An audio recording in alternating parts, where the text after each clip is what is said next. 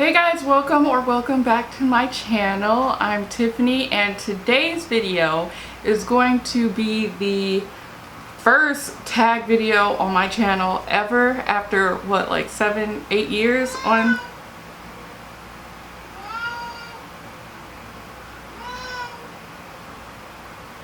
after 7 or 8 years on YouTube. Sorry, my cat will not shut up. Anyway, so this tag is from Anya or Anya Albuquerque, whichever you want to address her by, and it's her low buy, no buy tag. So I'm going to be answering the questions in the tag because I myself am on a no buy right now.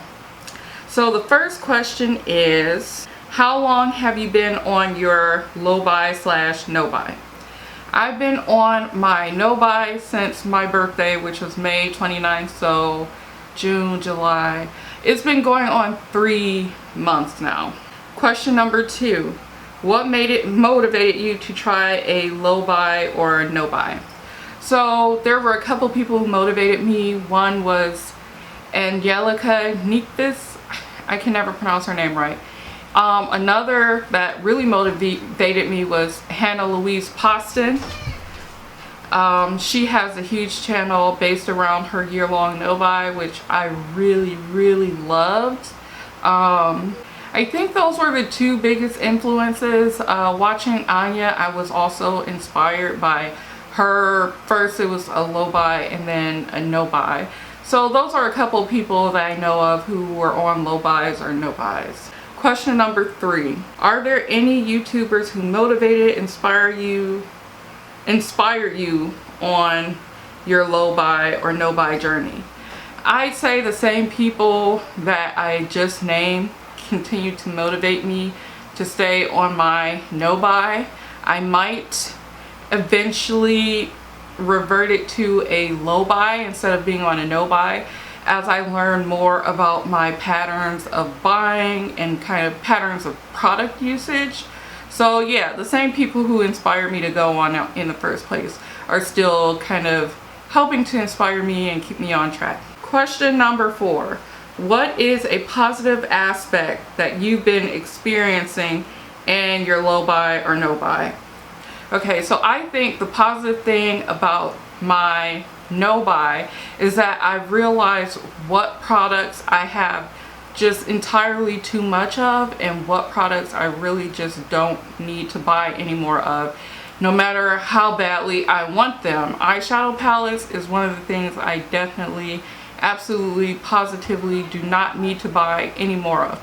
I don't need any more eyeshadow, and the no buy has forced me to really be critical and look at my collection and think about what I have versus what I'm wanting to buy when new products get released, because I'm like, okay, I want this new product, but I already own most of the components of that new eyeshadow palette.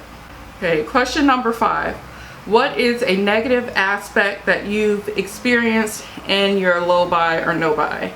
So during my no buy, the most negative thing about it that I realized is that even though my spending on eyeshadow palettes had gotten out of control and my collection of makeup has gotten much larger, I don't feel like my collection is as valuable as other people's. Like, I'm usually not buying super expensive products, so I have, like, I think still a small collection of things. I just don't want it to balloon out of control to the point where I'll never be able to use any of the products that are in my collection. So I guess going back to the last question, another person who inspires me on my no buy is a YouTuber named Whitney Hedrick. I think that's how you pronounce her name. It's either Hedrick or Hendrick. Anyway, she's on either a low buy or a no buy. I can't remember right now. But she does a lot of like anti-consumerist videos on her channel, anti-consumerism videos. And I'll link her channel down below. I really like her channel, but seeing her videos forces me to think of where there are problems in my collection and how much value my collection has, like actual dollars that I've spent on my collection. I hope that makes sense. Question number 6. Do you think a low buy or no buy is beneficial for everyone? Why or why not? Okay, so I think my answer is similar to Anya's. I don't think that a low buy or no buy is going to be valuable to everyone. I think it depends on your buying habits. If you have a small collection already, I don't really think you're going to benefit from necessarily a no buy, especially if there are things that you need and, you know, falsely restrict yourself from buying. I don't think for instance, I've learned that I don't think a no buy is necessarily beneficial to me with the size of my collection being what it is. I think it would be or would have been more practical for me to go on a low buy, which is what I'm considering now, because a low buy still would let me acquire those little things that I'm looking to put in my collection to help round it out more, but it doesn't allow me to just go and buy eyeshadow palette after eyeshadow palette and more foundation, which is what I was buying a lot of.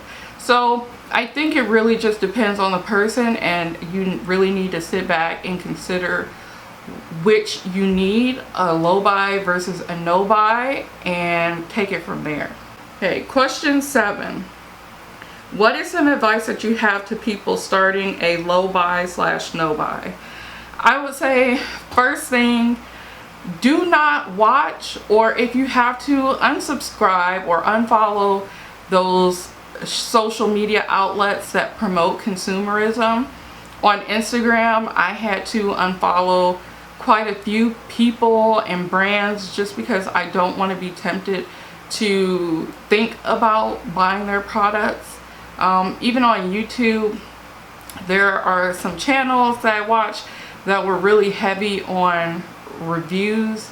I have unsubscribed from those channels because I can't constantly watch videos that are based around product reviews when I don't plan on buying any products. So I have started to watch more channels that are based on anti-consumerism, shopping your stash, panning, and just the creative aspect of using makeup, owning makeup. Like Anya concentrates a lot on the creative aspect of it, and that's what I wanted to get back into, is concentrating on the creative side of things rather than the product side of things. Last question, number 8. What have you learned from this experience?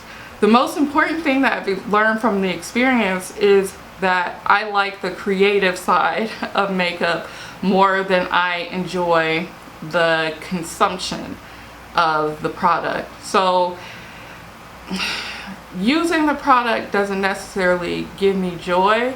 I like the creative process. So I love the process, not necessarily the process of buying or just sitting there and looking cool. I don't know, does that make sense? I just like painting my face. I like creating this thing that I think is a piece of wearable art, and I think that's the part that I really love about the no buy, is that it's forcing me to look at my collection critically and say, okay, I have this thing and I have that thing, what can I make with it? What purpose can I give these components and make them into art? And I think that's what artists do in order to create their art. You know, they have to be resourceful and they have to be creative about how they use things, and really just accepting the fact that anything can become art. And I really have loved that aspect of it. So anyway, those are my answers to the questions.